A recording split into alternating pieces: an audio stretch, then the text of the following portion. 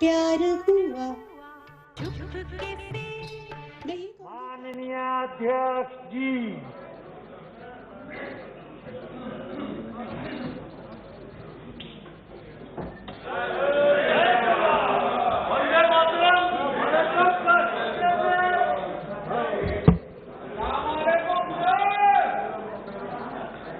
माननीय सदस्यगण,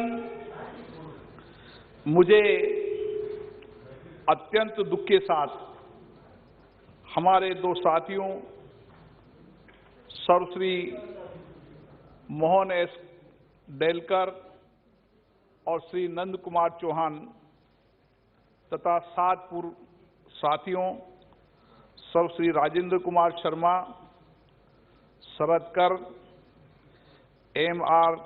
कादमपुर, Janardhanan, M. दिविकन, Mahavir Bhagora, captain Satish Sharma और D. Pandian के निधन के संबंध में सभा को सूचित करना है। श्री मोहन एस डेलकर वर्तमान लोकसभा के सदस्य थे। 9वीं, 10वीं, 11वीं, 12वीं, 13वीं तथा 14वीं लोकसभा के सदस्य थे। उन्होंने दादरा और नागर हवेली तथा दमन और दीव संघ राज्य क्षेत्र के दादरा और नागर हवेली संसदीय निर्वाचन क्षेत्र का प्रतिनिधित्व किया। श्री डेलकर विभिन्न संसदीय समितियों के सदस्य रहे। एक सक्रिय सामाजिक और राजनीतिक नेता श्री डेलकर ने दादरा और नागर हवेली के निवासियों के उत्थान के लिए लगातार काम किया। श्री मोहन एस डेलकर का निधन 22 फरवरी 2021 को मुंबई में 58 वर्ष की आयु में हुआ। श्री नंद कुमार सिंह चौहान वर्तमान लोकसभा के सदस्य थे। वह 11वीं, 12वीं, 13वीं, 14वीं और 16वीं लोकसभा के सदस्य रहे, जिन्होंने मध्य प्रदेश के खंडवा संसदीय निर्वाचन क्षेत्र का प्रतिनिधित्व किया।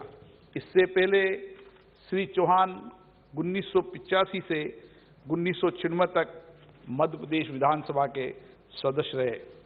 एक योग्य सांसद श्री चौहान विभिन्न संसदीय समिति के सदस्य रहे। श्री नंद कुमार सिंह चौहान का निधन 68 वर्ष की आयु में 2 मार्च 2021 को गुरुग्राम में हुआ। श्री राजेंद्र कुमार शर्मा 6ठी एवं 10वीं लोकसभा के सदस्य थे, जिन्होंने उत्तर प्रदेश के रामपुर संसदीय निर्वाचन क्षेत्र का प्रतिनिधित्व किया। इससे पहले श्री शर्मा 1969 से 1974 तक उत्तर प्रदेश विधानसभा के सदस्य रहे, जिन्होंने उत्तर प्रदेश विधानसभा की विभिन्न समितियों में भी सदस्य के रूप में कार्य किया। श्री राजेंद्र कुमार शर्मा का निधन 20 अगस्त 2020 को उत्तर प्रदेश के ग्रेटर नोएडा के में 80 वर्ष की आयु में हुआ।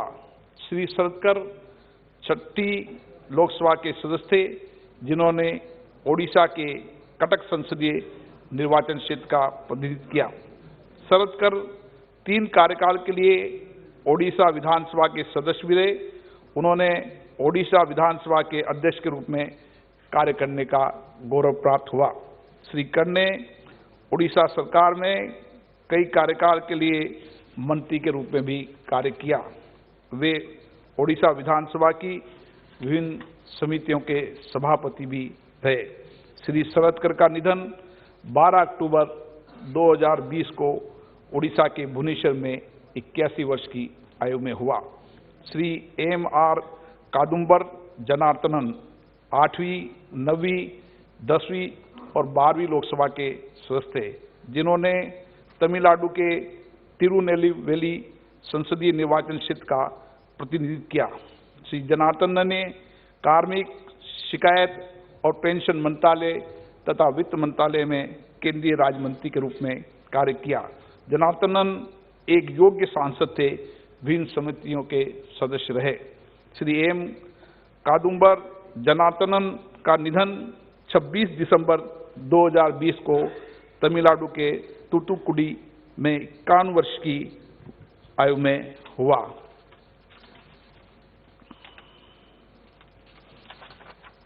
श्री एम दिविकन चौथी और पांचवी लोकसभा के सदस्य थे, जिन्होंने तमिलनाडु के कल्लाकुर्ची संसदीय निर्वाचन क्षेत्र का प्रतिनिधित्व किया। श्री एम दिविकन का निधन 11 जनवरी 2020 को 86 वर्ष की आयु में तमिलनाडु के चेन्नई में हुआ।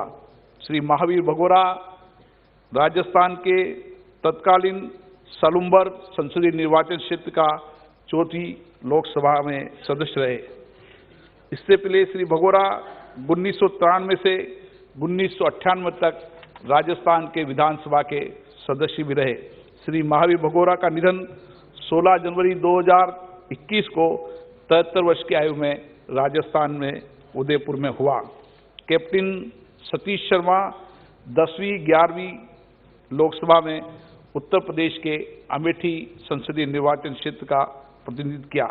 13वीं लोकसभा में उत्तर प्रदेश के रायबरेली संसदीय निर्वाचन क्षेत्र का प्रतिनिधित्व किया। इससे पहले कैप्टन शर्मा 3 कार्यकाल तक राज्यसभा के सदस्य रहे।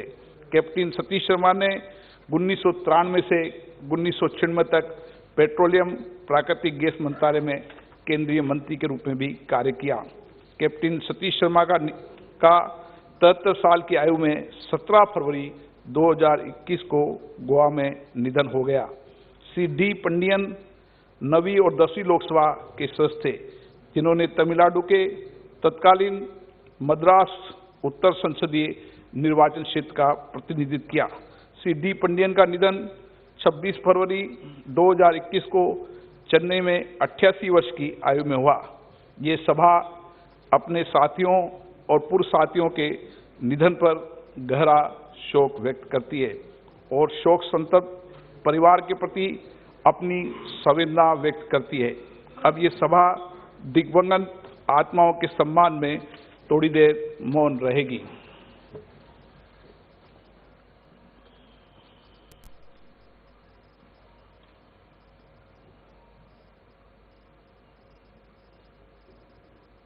ओम शांति। सभा की कार्रवाई अपराह्न 5 बजे तक के लिए स्थगित की जाती है।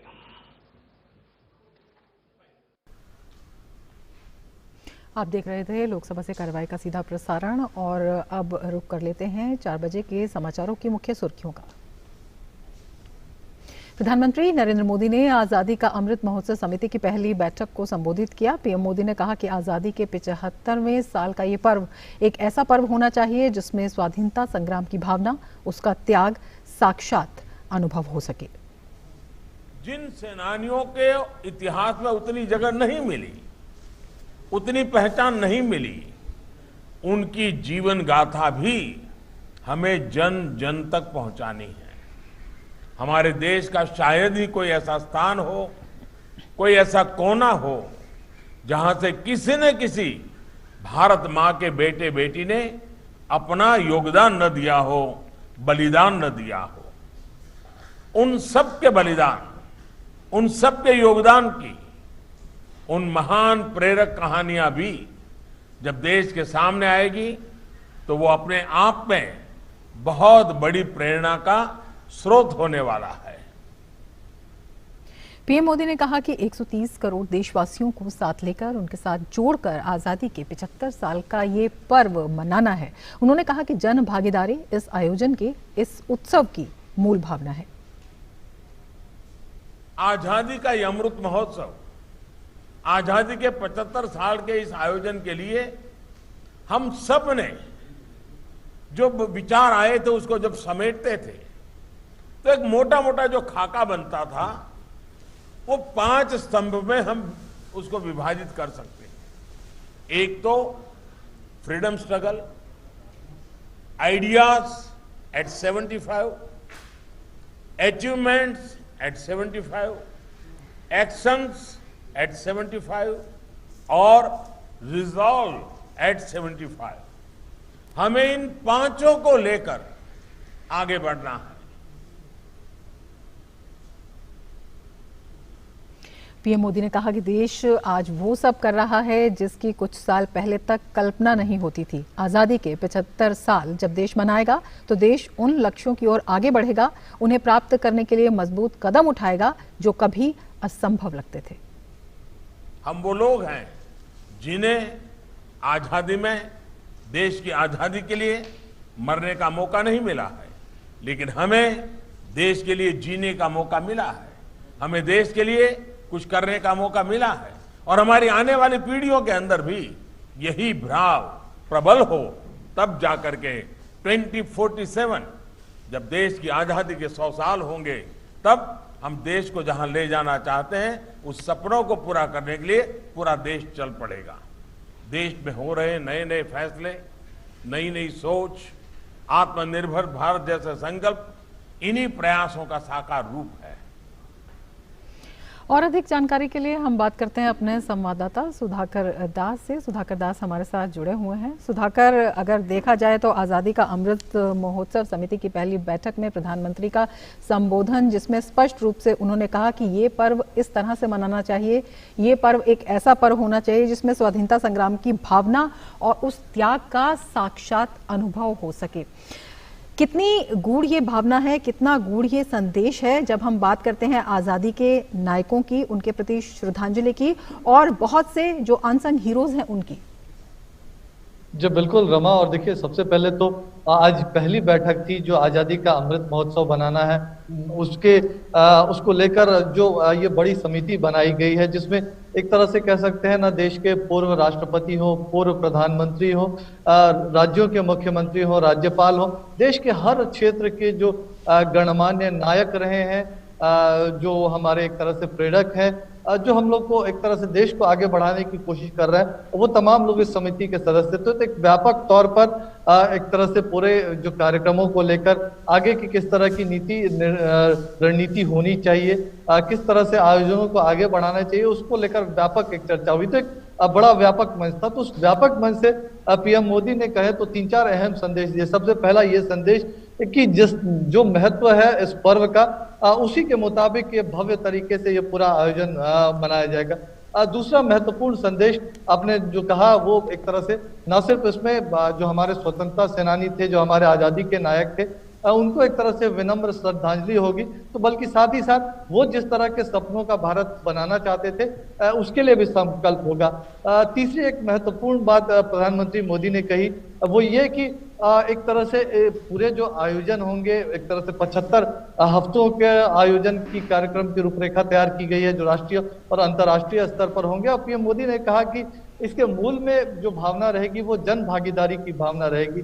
देश के जो 130 करोड़ लोग हैं, हर जन की भावना रहेगी, हर मन की भावना एक तरह से रहेगी। तो ये एक महत्वपूर्ण बात उन्होंने कही। तो एक आखिरी जो एक बहुत महत्वपूर्ण बात मुझे लगी उनके संदेश में वो ये कि ये एक ऐसा प्लेटफॉर्म होगा, अगले 75 हफ्ते इस तरह से होंगे, इस तरह से आयोजन होंगे जो हमारी जो आज़ादी की जो शताब्दी समारोह जब 2047 में हो, तो उस वक्त भारत एक नया भारत किस तरह से बन सके, एक मजबूत भारत किस तरह से बन सके, एक शक्तिशाली राष्ट्र किस तरह से हम बन सके, उसके लिए जो संकल्प है उसको मजबूती देने का एक तरह से ये पूरा आयोजन रहेगा। तो निश्चित तौर पर जन भागीदारी, आगे के लिए संकल्प की बात, सबको जोड़ने की बात, तो ये एक तरह से आज के उनके संदेशों का थीम रहा और बहुत महत्वपूर्ण शुरुआत हुई आज। बिल्कुल, बेहद महत्वपूर्ण शुरुआत है। और अगर हम बात करते हैं जिस तरह से आज़ादी के नायकों को याद करने की बात है, उन्हें श्रद्धांजलि की बात है, उनके प्रति जो आभार प्रकट करने की बात है, तो सरकार ने इस दिशा में कई कदम पहले भी उठाए हैं। सुधाकर जी बिल्कुल, देखिए एक प्रधानमंत्री ने इसकी चर्चा भी की, एक प्रेजेंटेशन भी दिया गया। गृह मंत्री की अध्यक्षता में पहले से क्या कार्यक्रम आयोजित हो सकते हैं उसके इम्प्लीमेंटेशन को लेकर उच्च स्तरीय समिति है। एक दूसरी समिति कार्यक्रमों को आगे बढ़ाने की दिशा में जो कल्चरल सेक्रेटरी हैं, संस्कृति सचिव, उनके नेतृत्व में बनी हुई है। तो इन दोनों समितियों ने मुझे लगता है कि जो अब तक की तैयारियां की है उसके बारे में जो ये उच्च स्तरीय समिति है उसको जानकारी दी, तो निश्चित तौर पर एक मोटा खाका कार्यक्रमों का तैयार हो गया है। लेकिन प्रधानमंत्री ने कहा कि ये एक विचार प्रवाहों को आगे एक रूप देने के लिए, उसको आगे बढ़ाने के लिए खाका तैयार किया गया, और भी जो सुझाव हैं तमाम लोगों के, उन सुझावों को आगे बढ़ाने की कोशिश की जाएगी, उन पर चर्चा करके किया जाएगा। और हम जानते हैं कि ये नीति निर्देश देने के लिए, मार्गदर्शन के लिए ये उच्च स्तरीय समिति बनी गई है और बनाई गई है। और निश्चित तौर पर इसमें जो प्रतिनिधित्व, चाहे खेल जगत से लोग हो, जो मीडिया जगत से, सिनेमा जगत से, जो कलाकार हैं, राजनीति के पुरोधा है, बिजनेस जगत के लोग हैं, हमारे जो प्रशासन में हर क्षेत्र में देश में जिन्होंने एक बड़ा योगदान दिया, उन तमाम लोगों को इस समिति में शामिल किया गया। तो एक तरह से पीएम ने ये संकेत भी दिया कि तमाम लोग एक बड़ी भूमिका निभाए आने वाले 15 अगस्त जब अगले साल हम मनाएंगे, तब तक तो एक निश्चित तौर पर मुझे लगता है कि आने वाले दिनों में इनको लेकर भी रूपरेखा होगा। लेकिन जो पहला कार्यक्रम जिसका ऐलान पहले हुआ है वो 12 मार्च को, हम जानते हैं कि जो नमक सत्याग्रह है उसकी 91वीं वर्षगांठ है, उस दिन 12 मार्च को पहले कार्यक्रम की शुरुआत होगी। उसके बाद 75 हफ्ते तक लगातार राष्ट्रीय और अंतर्राष्ट्रीय स्तर पर आयोजन होंगे। और जो मुझे लगता है थीम, चाहे हर वर्ग, चाहे बच्चे हो, युवा हो, देश का कोई भी वर्ग हो, हर वर्ग को इन कार्यक्रमों से जोड़ते हुए एक तरह से संगठित होने की, सामूहिक प्रयास की, और इन सामूहिक प्रयासों के सहारे देश को मजबूत करने की भावना को आगे बढ़ाने की कोशिश रहेगी इन कार्यक्रमों के जरिए। बिल्कुल सुधाकर, बेहद अहम बात आपने ये भी बताई कि इन महोत्सवों की शुरुआत की तिथि और जब पूरा देश इस उत्सव को मना रहा होगा, इस महा उत्सव को मना रहा होगा, तब की तिथि दोनों ही बेहद महत्वपूर्ण हैं और बड़ा एक संकेत देते हैं। और जब हम जन भागीदारी की बात करते हैं, प्रधानमंत्री जन भागीदारी की बात करते हैं, कितना जरूरी है इस जन भागीदारी का होना, और ये जो 75 हफ्तों का कार्यक्रम है, इसमें इस जन भागीदारी को किस तरह से सुनिश्चित किया जाएगा, अगर हम अलग अलग सेक्टर्स की, अलग अलग वर्गों की बात करते हैं तो? देखिए, सीधे तौर पर रमा, दो चीजें मुझे बहुत महत्वपूर्ण लगी प्रधानमंत्री ने एक बार फिर दोहराया कि अब जब हम 75 साल पूरे हो रहे हैं, तो कर रहे हैं, तो एक तरह से तमाम लोगों ने जो देश के विकास में, देश को आजादी दिलाने में योगदान दिया, उनको याद करना तो जरूरी है। तो साथ ही साथ उन लक्ष्यों को भी आगे रखना जरूरी है जो आज के दिन में असंभव लगते हैं। उन्होंने ये भी कहा, साथ में ये भी जोड़ा कि कल तक कई लक्ष्य जो असंभव लगते थे, उन लक्ष्यों को देश ने हासिल किया, तो वो एक तरह से हमारे प्रेरणा बन सकता है। और हम जानते हैं कि खासतौर से अगर बीते 5-6 वर्षों की बात करें, चाहे करीब 40 करोड़ लोगों का जनधन का खाता खोलना हो, 11 करोड़ से ज्यादा टॉयलेट बनाना हो, डीबीटी के जरिए 14 लाख करोड़ रुपए से ज्यादा की राशि सीधे बैंक खातों में भेजने की बात हो, या ये जो सपना है साल 2022 तक का जो हमने सपना देखा, हर भारतीय को घर देने का जो सपना है, उसका एक अपना छत हो, तो एक तरह से ये जो है ये जो देश की भावना है, उन भावना को मजबूत बनाने की कोशिश, और आने वाले समय में एक बड़े टारगेट्स रखे जाएं, इस तरह के टारगेट्स जो आज जरूर असंभव लगते हैं, लेकिन जिनको पूरा करना असंभव नहीं है। अगर देश की सामूहिक शक्ति एक साथ मिल जाए, एक साथ प्रयास करे, तो उस ओर प्रधानमंत्री ने ध्यान दिलाया। और उन्होंने 5 मुद्दों की चर्चा भी की, जो फ्रीडम स्ट्रगल की बात हो, आइडियाज एट 75 की बात उन्होंने कही, उन्होंने अचीवमेंट्स एट 75 की बात कही, उन्होंने एक तरह से रिजॉल्व्स एट 75 की बात कही। तो अलग अलग सेक्टर्स में एक तरह से तमाम चीजों को लेकर आगे बढ़ने की कोशिश होगी। बिल्कुल, आज़ादी के नायकों को एक सच्ची श्रद्धांजलि तो होगी ही, बेहद प्रेरणास्पद भी जब हम देश की बात करते हैं और देश के प्रति अपने समर्पण की बात करते हैं, और जब हम बात करते हैं कैसे असंभव को संभव बनाया जाए। बहुत बहुत शुक्रिया सुधाकर तमाम विषयों पर विस्तार से जानकारी के लिए। और आगे बढ़ेंगे, लेकिन उससे पहले ले लेते हैं एक ब्रेक। आप देखते रहिए डीडी न्यूज। ज्वलंत मुद्दे, जनता के सरोकार, एक नया भारत बनाने का इरादा मन में है। देश के अंदर एक वैसा वातावरण जब बन रहा है कि लोगों को शुभा है। रंगे हाथ पकड़ने के बाद कितनी जोर से शोर मचाई जा सकती है। बेबाक अंदाज में पक्ष विपक्ष से सवाल।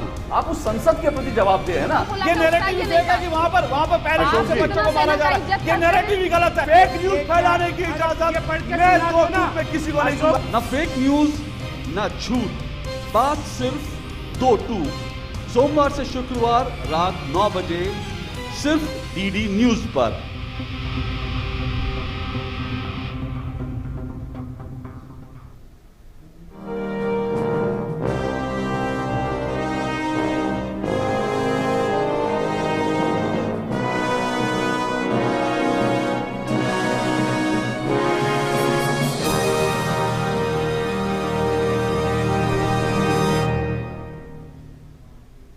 नमस्ते इंडिया। नमस्ते लैंड। मरहबन इलल हिंद। जरी इंडिया। सलाम इंडिया। नमस्ते इंडिया। नमस्कार भारत।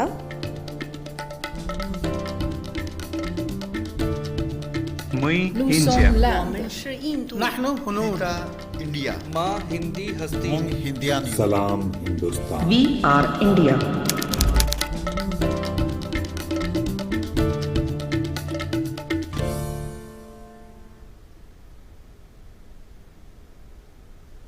कोरोना से बचाव के उपाय। आपस में कम से कम 1 मीटर की दूरी रखें। हाथों को बार बार साबुन और पानी से धोएं। 60% अल्कोहल आधारित सैनिटाइजर का प्रयोग करें। मास्क से चेहरे को ढक कर रखें। छींकते या खांसते समय नाक और मुंह को रुमाल या टिश्यू से ढकें। प्रयोग किए गए टिश्यू को तुरंत कूड़ेदान में डालें। सामाजिक आयोजनों और भीड़ भाड़ वाली जगहों से दूर रहें।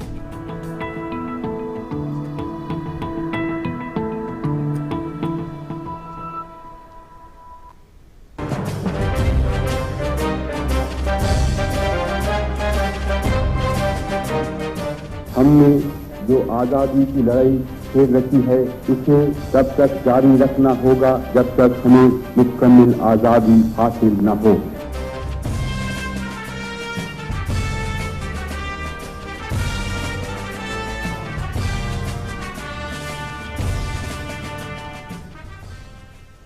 ब्रेक के बाद फिर से आपका स्वागत है। आगे बढ़ते हैं खबरों में। 2008 में हुए चर्चित बाटला हाउस एनकाउंटर मामले में साकेत कोर्ट ने आरोपी आरिज खान को दोषी करार दिया। 15 मार्च को 12 बजे सजा पर बहस होगी। कोर्ट ने आरोपी आरिज खान को आईपीसी की 186, 333, 353, 302, 307, 174 ए के तहत दोषी करार दिया। कोर्ट ने कहा कि पुलिस द्वारा पेश किए गए सबूतों से साबित होता है कि अभियुक्त आरिज खान और उनके सहयोगी ने स्वेच्छा से सरकारी कर्मचारियों को बड़ा नुकसान पहुंचाया। फरवरी 2018 में स्पेशल सेल ने उसे नेपाल से गिरफ्तार किया था। आरिज पर भारत में कई जगहों पर बम धमाके के आरोप हैं, जिनमें 165 लोग मारे गए हैं। आरोप है कि धमाकों के बाद आरिज नेपाल भाग गया था और फर्जी पासपोर्ट पर सलीम के नाम से छुपा हुआ था। दरअसल इस एनकाउंटर की कहानी 13 सितंबर 2008 को दिल्ली के Karol Bagh, Connaught Place, India Gate और ग्रेटर कैलाश में हुए सीरियल बम ब्लास्ट से शुरू होती है। उस ब्लास्ट में 26 लोग मारे गए थे, जबकि 133 घायल हो गए थे।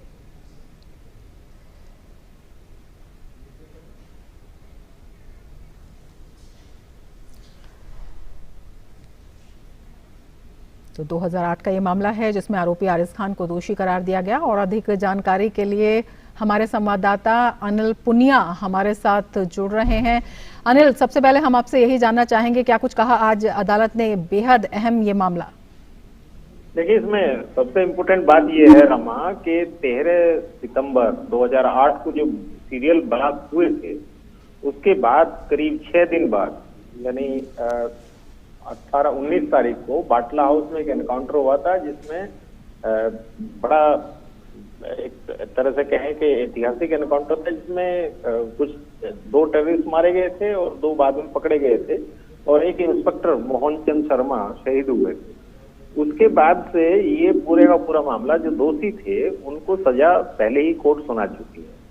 इसके बाद जो बचा हुआ एक आरोपी था जिसकी आज आप बात कर रहे हैं, ये यहाँ से फरार हो गया था और ये एब्सकॉन्ड कर रहा था। तो करीब 10 साल बाद नेपाल से इसको गिरफ्तार किया गया और उसका ट्रायल साकेत कोर्ट में शुरू हुआ और आज उसकी परिणति ये हुई है कि इसको दोषी करार दिया गया। चूंकि चेन ऑफ एविडेंस और जो बाकी सबूत थे, वो जो पहले जो मेन एक्यूज थे उन्हीं की परिप्रेक्ष्य में इस पे भी साबित हुए और कोर्ट ने ये कहा है कि जो मुख्य आरोपी थे उसमें ये भी शामिल था और इसको चूंकि पकड़ा बाद में गया है, ये नेपाल में शरण लेके रहता था, लिहाजा ये भी दोषी करार दिया जाता है। अब 15 तारीख को इसकी कितनी सजा सुनाएगी कोर्ट, उस पर 15 सुनवाई होनी है।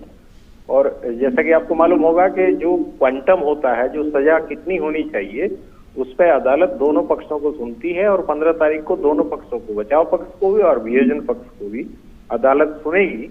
लेकिन चूंकि इसमें पहले ही लोगों को सजा सुनाई जा चुकी है, तो इसमें कोई 302 जो धारा है, जो मुख्य धारा है, उसमें आजीवन कारावास से लेकर फांसी तक की सजा का प्रावधान है।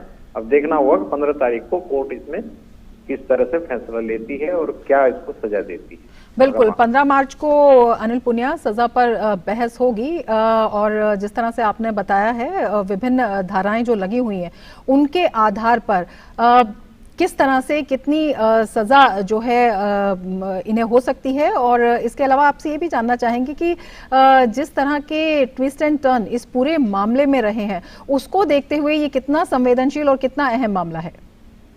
देखिए, अहम मामला तो उस समय पे जब 2008 में जो पटला हाउस एनकाउंटर हुआ था तो ये केवल आपराधिक मामला नहीं था, ये एक राजनीतिक पहलू भी बना था जी। जिस तरह से तमाम पक्ष की पार्टी हो या विपक्ष की पार्टी हो वो तमाम इसमें कूदी थी और उन्होंने अपने राजनीतिक लाभ के लिए इसको धार्मिक रंग देना और ये सब किया था।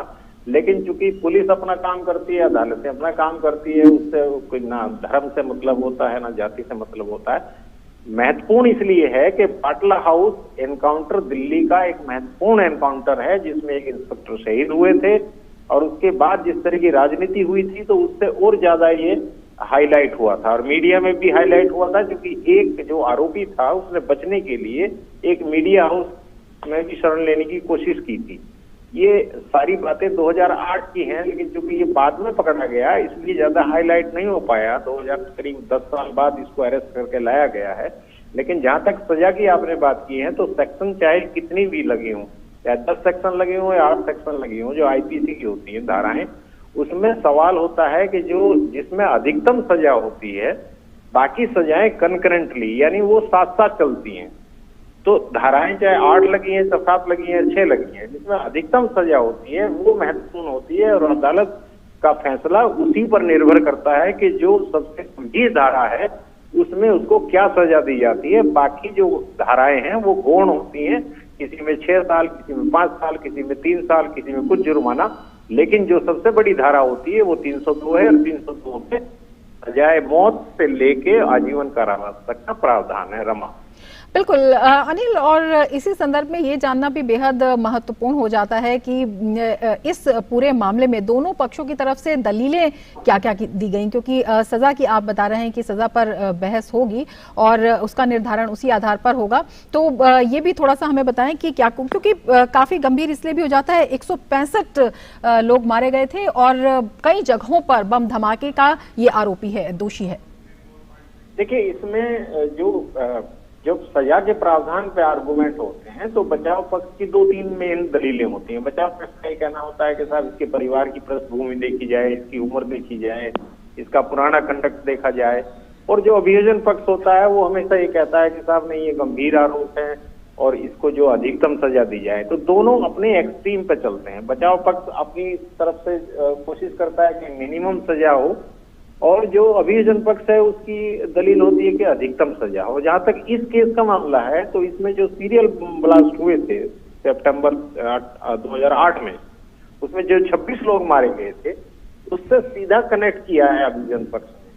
तो सीधा कनेक्ट करने का मतलब ये है कि जो 26 लोग मारे गए हैं वो भी कोई गंभीर अपराध है और अधिकतम सजा जो सजाए मौत तक हो सकती है उसकी मांग अभियोजन पक्ष करेगा। और बचाव पक्ष जैसा कि होता है कि उसका पुराना कंडक्ट बताएगा, माँ बाप उस पर निर्धारित हैं, उसके पृष्ठभूमि बताएगा, इस तरह की तमाम दलीलें चलेंगी। लेकिन अल्टीमेटली जो फैसला करना होता है वो अदालत को करना होता है। देखना है कि 15 तारीख में क्या फैसला आता है। रमा बिल्कुल अनिल पुनिया, आप नजर बनाए रखें। फिलहाल शुक्रिया पूरी जानकारी के लिए। आगे बढ़ेंगे। संसद के बजट सत्र का दूसरा चरण आज से शुरू हो गया है। राज्यसभा में सभापति ने महिला दिवस के मौके पर सभी को बधाई दी। आज 3 नए सदस्यों ने शपथ ग्रहण की। पेट्रोलियम उत्पादों की कीमत के मुद्दे पर विपक्ष के हंगामे के बाद कई बार सदन की कार्रवाई स्थगित करनी पड़ी और अंत में इसे दिन भर के लिए स्थगित कर दिया गया। मंगलवार से संसद के दोनों सदनों की कार्रवाई पहले की तरह सुबह 11 बजे से शुरू होगी। कोविड-19 संक्रमण के चलते राज्यसभा और लोकसभा के कामकाज के समय को अलग अलग कर दिया गया था।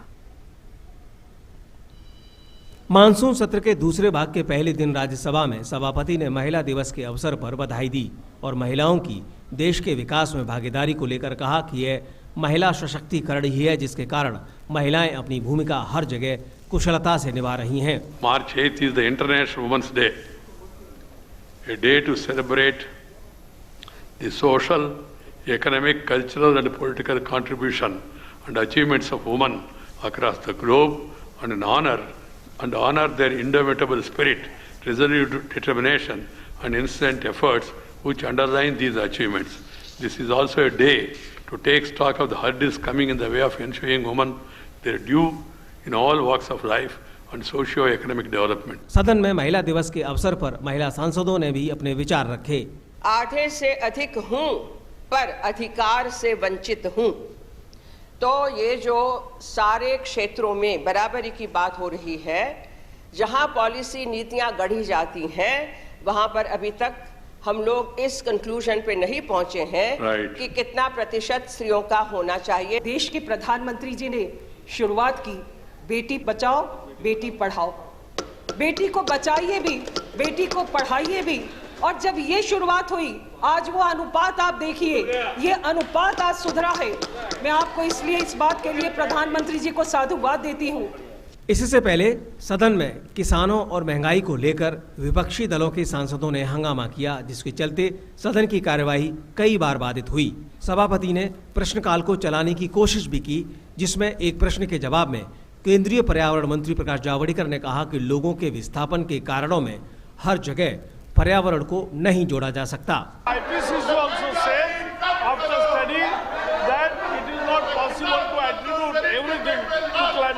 बजट सत्र के दूसरे भाग के पहले दिन सभापति ने बजट सत्र के अंतराल के दौरान संसदीय समितियों के कामकाज पर संतोष व्यक्त किया।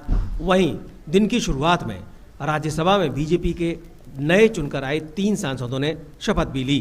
बजट सत्र के दूसरे भाग के पहले दिन राज्यसभा में कई बिल लिस्टेड थे, लेकिन विपक्ष के शोर शराबे और हंगामे की वजह से सदन की कार्यवाही बार बार बाधित हुई।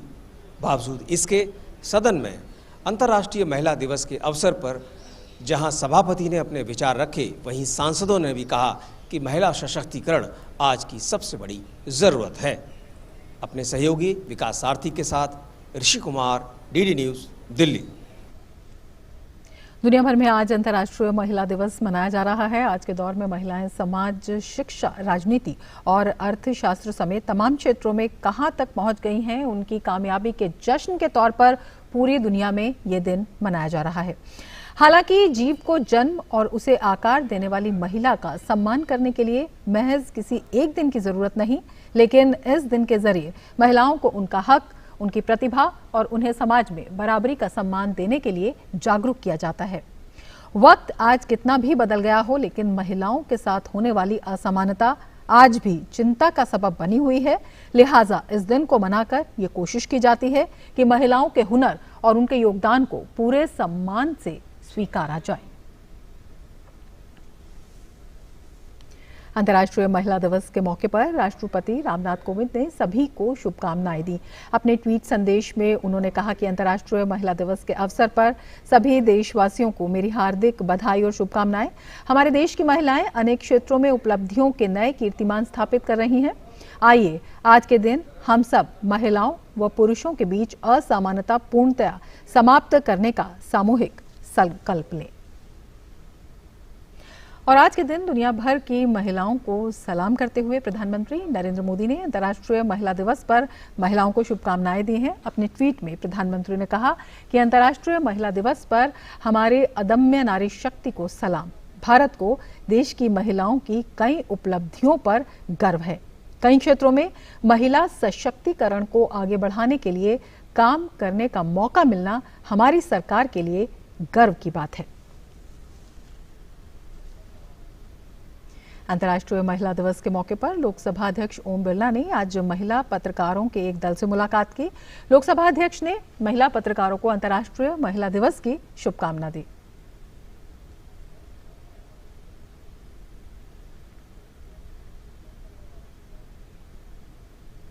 आज अंतर्राष्ट्रीय महिला दिवस है। इस अवसर पर एक वेबिनार में भाग लेते हुए केंद्रीय मंत्री स्मृति ईरानी ने कहा कि महिलाओं के उत्थान के लिए केंद्र सरकार कृत संकल्प है। इस वेबिनार में कई वक्ताओं ने भाग लिया। अंतर्राष्ट्रीय महिला दिवस के मौके पर आयोजित कार्यक्रम में हिस्सा लेते हुए केंद्रीय मंत्री स्मृति ईरानी ने कहा है कि महिलाओं को भी समान अवसर मिले, इसके लिए केंद्र सरकार कृत संकल्प है। उन्होंने कहा कि केंद्र सरकार ने जनधन योजना के माध्यम से 22 करोड़ से अधिक महिलाओं को लाभ दिया है। उन्होंने बताया कि नई शिक्षा नीति में महिलाओं का विशेष ध्यान रखा गया है। Over the last few years, we've made considerable progress on this front. Be it the Honorable Prime Minister's clarion call to build toilets for girls, especially in dedicated government schools in our country, resulting in the building of over 4 lakh toilets, especially for young girls. The spirit of Jan Dhan Yojana, which for the first time gave access to banking facilities to over 22 crore women, or for that matter, the 27 crore Mudra loans, which saw 70% of the beneficiaries women. Smriti Irani ने Google के global Google impact challenge को स्वागत योग्य कदम बताते हुए कहा कि ये महिला उत्थान में सहायक साबित होगा। इसके साथ ही उन्होंने कहा कि 10 लाख महिलाओं को स्वावलंबी बनाना एक स्वागत योग्य कदम है और ये अर्थव्यवस्था के लिए भी फायदेमंद साबित होगा। I'm also happy to learn about the announcement of Google's Global Impact Challenge, which will similarly create pathways for the socio-economic advancement of women. These programs are indeed unique in the sense that they don't just enable women's development, but also particularly focus on women-led development. वहीं Google के CEO सुंदर पिचाई ने कहा कि global Google impact challenge के माध्यम से महिलाओं को स्वावलंबी बनाने के लिए कार्य किया जाएगा। उन्होंने बताया कि कोरोना के दौरान तकरीबन 2 करोड़ महिलाओं ने नौकरी को खोया है। उन्होंने बताया कि 10 लाख महिलाओं को आत्मनिर्भर बनाने के लिए प्रयास किए जाएंगे। I've always believed one of the best ways to expand opportunity for everyone was to get technology into the hands of women. Not only will they use it to make their lives better, but their families and their communities. गौरतलब है कि हर साल 8 मार्च को अंतर्राष्ट्रीय महिला दिवस मनाया जाता है। विभिन्न कार्यक्रमों के माध्यम से महिला उत्थान के लिए कार्य की समीक्षा और भविष्य के कार्यों की चर्चा होती है। इस वेबिनार में भी विभिन्न वक्ताओं ने महिला उत्थान के लिए अपने विचार रखे ताकि महिलाओं को स्वावलंबी और आत्मनिर्भर बनाया जा सके। विक्रमजीत सिंह की रिपोर्ट, डीडी न्यूज़, दिल्ली। केंद्रीय सूचना और प्रसारण मंत्री प्रकाश जावड़ेकर ने सभी महिलाओं को अंतर्राष्ट्रीय महिला दिवस की शुभकामनाएं दी हैं। उन्होंने ट्विटर पर अपने संदेश में कहा कि विषम परिस्थितियों के बावजूद महिलाओं ने निरंतर अपनी क्षमता को सिद्ध किया है। हर क्षेत्र में अग्रणी भूमिका निभा रही हैं महिलाएं। वास्तविक जीवन में कुछ नायक कोविड-19 महिला योद्धा को मेरा सलाम। सभी महिलाओं को अंतर्राष्ट्रीय महिला दिवस की शुभकामनाएं। अंतर्राष्ट्रीय महिला दिवस के मौके पर केंद्रीय शिक्षा मंत्री रमेश पोखरियाल निशंक ने आज स्कूली छात्राओं के साथ संवाद किया। इस मौके पर उन्होंने कहा कि भारत ने ज्ञान, विज्ञान और अनुसंधान के क्षेत्र में पूरी दुनिया का नेतृत्व किया है, जिसमें महिलाओं ने अग्रणी भूमिका निभाई है। शिक्षा मंत्री ने कहा कि बेटी बचाओ, बेटी पढ़ाओ जैसी योजनाओं के जरिए सरकार ने बेटियों को शीर्ष पर ले जाने का काम किया है। हम तो विश्व गुरु रहे हैं। सभी ज्ञान, विज्ञान, अनुसंधान के क्षेत्र में हमने पूरी दुनिया को लीड किया है और उसमें भी हमारी महिलाएं, छात्राएं सबसे पहले कदम पर हमेशा से रहे हैं और क्रांतिकारी भी रही हैं। आप सबको मालूम है, चाहे रानी झांसी को हम पढ़ाते हैं, रानी दुर्गावती को पढ़ाते हैं, पन्ना धाय को पढ़ाते हैं, किन किन को हम यदि एक लंबी श्रृंखला को देखेंगे तो हमको गौरव से हमारा माथा ऊंचा होता है कि नहीं, हिंदुस्तान की एक अलग पूरी दुनिया में एक पहचान रही है, एक ऐसा इतिहास रहा है जिसने गौरवान्वित किया पूरी दुनिया के लोगों को। शिक्षा मंत्री रमेश पोखरियाल निशंक ने अंतर्राष्ट्रीय महिला दिवस के मौके पर आज शिक्षा मंत्रालय में काम करने वाली सभी महिला अधिकारियों और कर्मचारियों को सम्मानित किया। इन अधिकारियों और कर्मचारियों ने अपनी मेहनत और लगन से मंत्रालय के कामकाज को सुचारू रूप से चलाने में अहम भूमिका निभाई है। इस मौके पर शिक्षा मंत्री ने कहा कि महिला सशक्तिकरण की दिशा में नई शिक्षा नीति का महत्वपूर्ण योगदान होगा। उन्होंने साथ ही कहा कि शिक्षा में महिलाओं का नामांकन दर लगातार बढ़ रहा है।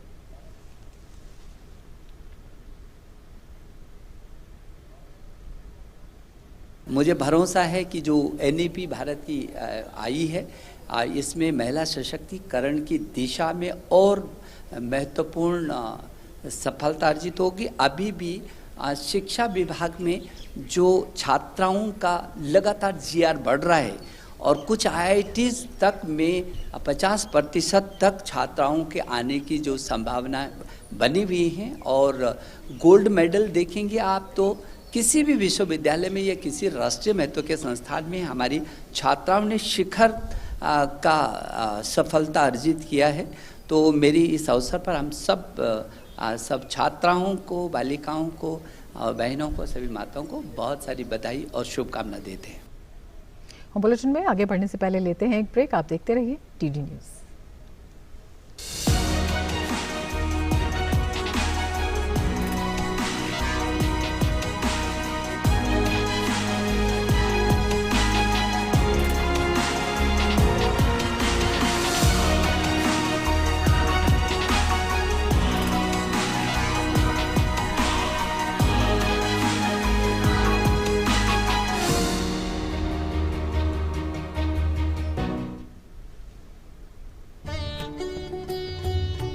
महात्मा के मंत्र। स्वच्छता में ईश्वर का वास होता है।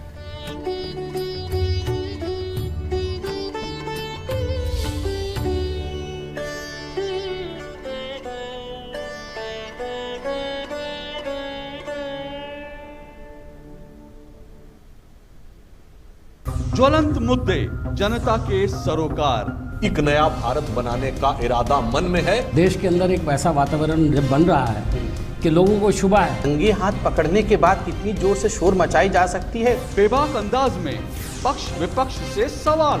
आप उस संसद के प्रति जवाब दे है ना। ये नैरेटिव देगा कि वहाँ पर पहले से बच्चों को मारा जा रहा है, ये नैरेटिव ही गलत है। फेक न्यूज फैलाने की इजाजत मैं दो टूक में किसी को नहीं दूंगा। न फेक न्यूज न झूठ, बात सिर्फ 2 टूक। सोमवार से शुक्रवार रात 9 बजे सिर्फ डीडी न्यूज पर।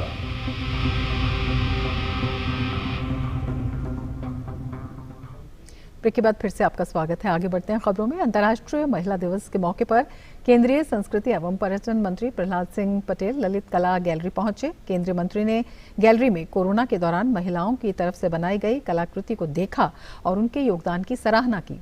इस मौके पर ललित कला अकादमी की चेयरमैन और संस्कार भारती के संस्थापक पद्मश्री बाबा योगेंद्र और पूर्वी अरुणाचल प्रदेश के सांसद मौजूद रहे।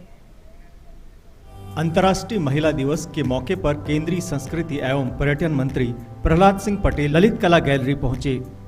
गैलरी में कोरोना के दौरान महिलाओं की तरफ से बनाई गई 280 से अधिक पेंटिंग और कलाकृति को केंद्रीय मंत्री ने देखा। कोरोना के दौर में जब पूरा देश एक बीमारी के जंग से लड़ रहा था, उस दौरान देश की महिलाओं ने अपनी कुची में रंग भरकर देश का उत्साह बढ़ाया।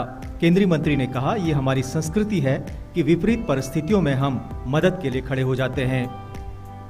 मुझे लगता है कि ये बेहतर तरीका है, जो महिला आर्टिस्ट हैं देश और दुनिया की, उनकी चीज़ें भी निखर कर सामने आई हैं। तो मैं ऐसे अवसर पर ललित कला अकादमी को हृदय से शुभकामनाएं बधाई देता हूँ। केंद्रीय मंत्री ने कहा कि कोरोना के संकट में कलाकार और देश की भूमिका क्या होनी चाहिए, इसे पूरी दुनिया ने देखा। इसके अलावा जब पूरी दुनिया को दवा की जरूरत थी, देश ने अपने नेतृत्व के जरिए अपने पड़ोसी मुल्कों की मदद की। यही भारत की आध्यात्म और संस्कृति है कि हम मुश्किल दौर में पीछे नहीं हटते। धीरज कुमार की रिपोर्ट, डीडी न्यूज़। अंतर्राष्ट्रीय महिला दिवस पर मुख्यमंत्री शिवराज सिंह चौहान कुछ अलग अंदाज में दिखे। उन्होंने आज राजधानी भोपाल में महिला सफाई कर्मचारियों के साथ चाय पर चर्चा की और उनका उत्साहवर्धन किया। इसके अलावा मुख्यमंत्री ने सफाई कर्मचारियों के साथ सड़कों पर झाड़ू भी लगाई।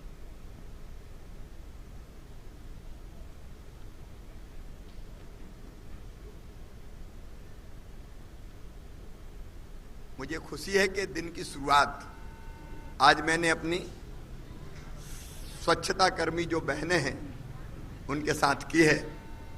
और जब मैंने उनसे पूछा कि बताओ महिलाओं के लिए क्या होना चाहिए, तो सबसे बड़ी बात जो उन्होंने कही कि पहली चीज सम्मान, इज्जत होनी चाहिए, मान और सम्मान होना चाहिए।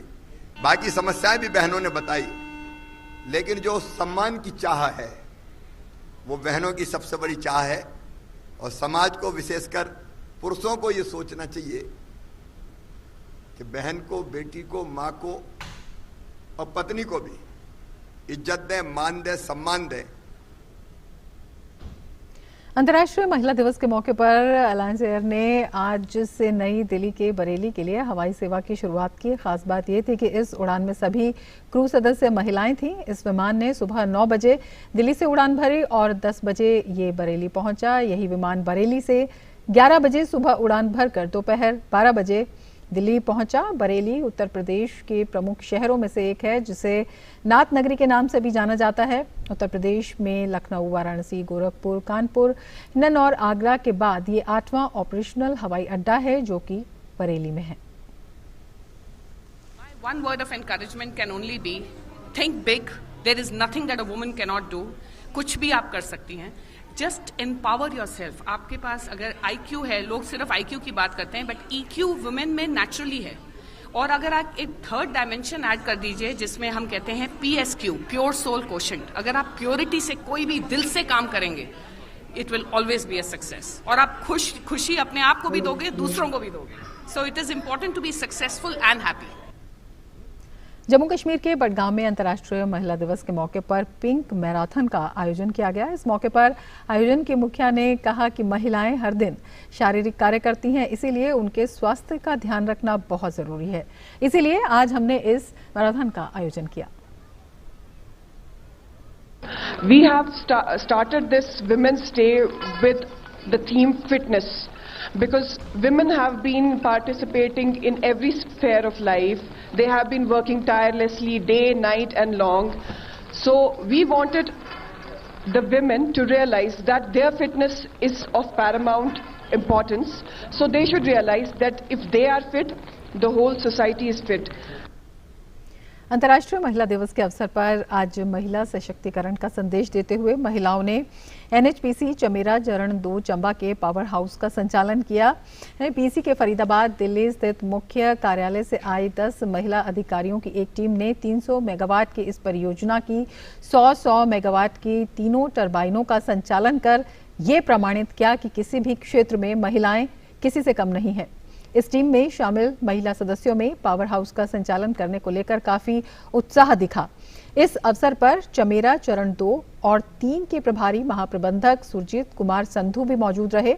हमारे संवाददाता ने वहां कार्यरत महिलाओं से बात की, जिन्होंने बताया कि NHPC में महिला व पुरुषों में किसी प्रकार का भेदभाव नहीं होता तथा इसी का प्रमाण है कि आज उन्हें चंबा में पावर हाउस का संचालन करने का मौका मिला है।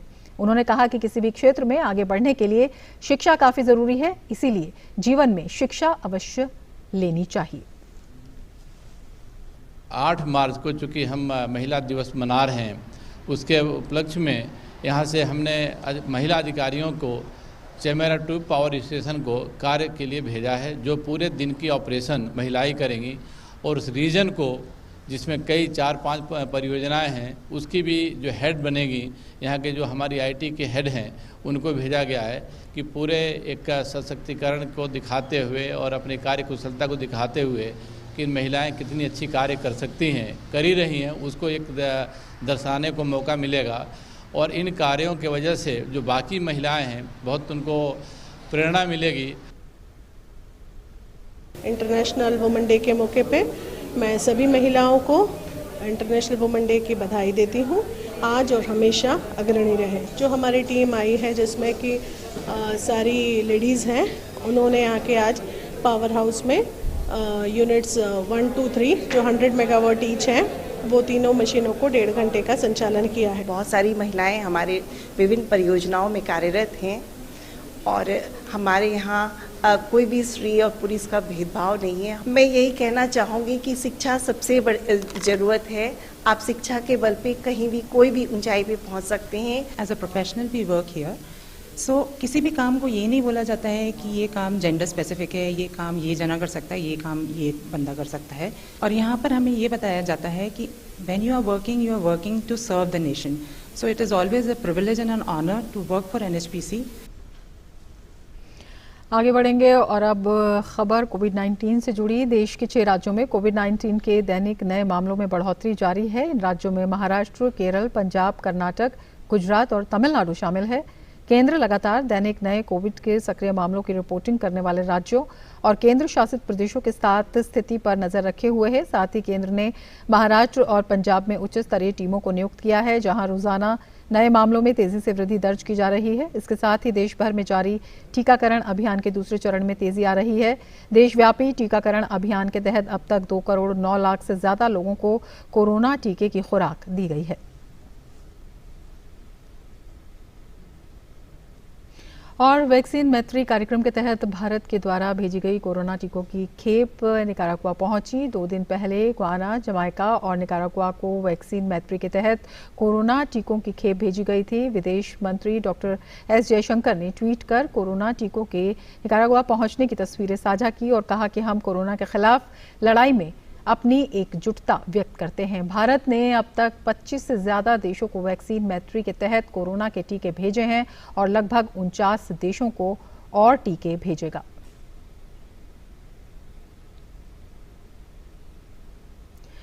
म्यांमार में सूची की party national league for democracy के एक नेता की हिरासत में मौत हो जाने के बाद सैन्य शासन के खिलाफ प्रदर्शन और तेज हो गए हैं। सैन्य प्रशासन के खिलाफ हजारों लोग सड़कों पर उतर आए, जिसे देखते हुए सुरक्षा बलों ने सुरक्षा व्यवस्था और सख्त कर दी है। जानकारी के मुताबिक हिरासत में मारे गए 58 वर्षीय खिन मोंगलत्सु की पार्टी एनएलडी के म्यांमार के सबसे बड़े शहर रंगून के स्थानीय नेता थे। अभी तक खबरों के मुताबिक सेना और लोगों के बीच संघर्ष में 50 से ज्यादा लोगों की मौत हो चुकी है। बढ़ते जनाक्रोश पर की जा रही हिंसक कार्रवाई के बाद से अंतर्राष्ट्रीय समुदाय पर दबाव बढ़ रहा है कि म्यांमार पर कई तरह की पाबंदी लगाई जाए। उधर फ्रांस में कोरोना टीकाकरण कार्यक्रम के तहत हजारों की संख्या में लोग कोरोना का टीका लगवाने के लिए टीकाकरण केंद्रों पर जुटे। फ्रांस को टीकाकरण अभियान में धीमी गति के लिए आलोचना का शिकार होना पड़ रहा है, क्योंकि अभी तक सबसे ज्यादा खतरे वाले लोगों को ही कोरोना का टीका दिया जा सका है। फ्रांस की 6.7 करोड़ की आबादी में अब तक करीब 36 लाख लोगों को ही कोरोना का टीका दिया जा सका है, जबकि पड़ोसी देश ब्रिटेन में 2.3 करोड़ लोगों को अब तक टीका दिया जा चुका है। कई यूरोपीय देश कोरोना के बढ़ते मामलों के कारण लॉकडाउन जैसे सख्त कदम उठा रहे हैं, जबकि फ्रांस में केवल रात्रिकालीन कर्फ्यू लगा हुआ है। कल पेरिस के तीसरे जिले के टाउन हॉल में टीका केंद्र स्थापित किया गया, जहां 75 साल से अधिक उम्र के लोगों को टीका दिया गया। और दुबई एयरपोर्ट पर अब यात्रियों को सफर के लिए लंबी लाइनों से राहत मिल गई है। एयरपोर्ट अथॉरिटी ने लेटेस्ट फेस रिकॉग्निशन टेक्नोलॉजी का इस्तेमाल शुरू कर दिया है। इसके अलावा आंखों की पुतलियों के जरिए भी पैसेंजर का आइडेंटिफिकेशन किया जा रहा है। इन दोनों के इस्तेमाल ही पहचान पूरी करने की प्रक्रिया में केवल 9 सेकंड का समय लग रहा है। इस प्रोजेक्ट को बायोमेट्रिक पैसेंजर जर्नी का नाम दिया गया है। कोविड-19 के दौर में कॉन्टैक्ट फ्री जर्नी जरूरी थी। अब पैसेंजर्स एयरलाइन स्टाफ के संपर्क में नहीं आएंगे।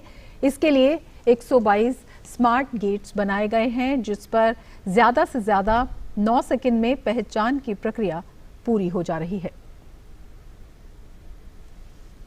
स्विट्जरलैंड में लोगों ने सार्वजनिक तौर पर चेहरा ढकने पर प्रतिबंध का समर्थन किया है। इसमें मुस्लिम महिलाओं द्वारा पहने जाने वाला बुर्का या नकाब भी शामिल है। सार्वजनिक तौर पर चेहरा ढकने पर प्रतिबंध को लेकर स्विट्जरलैंड में रविवार को जनमत संग्रह कराया गया, जिसमें लोगों ने सार्वजनिक तौर पर चेहरा ढकने को प्रतिबंधित करने के पक्ष में वोट दिया। हालांकि प्रतिबंध लगाने के पक्ष वालों और प्रतिबंध के विरोध में वोट करने वालों के बीच वोट प्रतिशत का अंतर बेहद कम था। करीब 52% लोगों ने जहां प्रतिबंध लगाने के पक्ष में वोट किया, वहीं 48% ने प्रतिबंध न लगाने के लिए मतदान किया।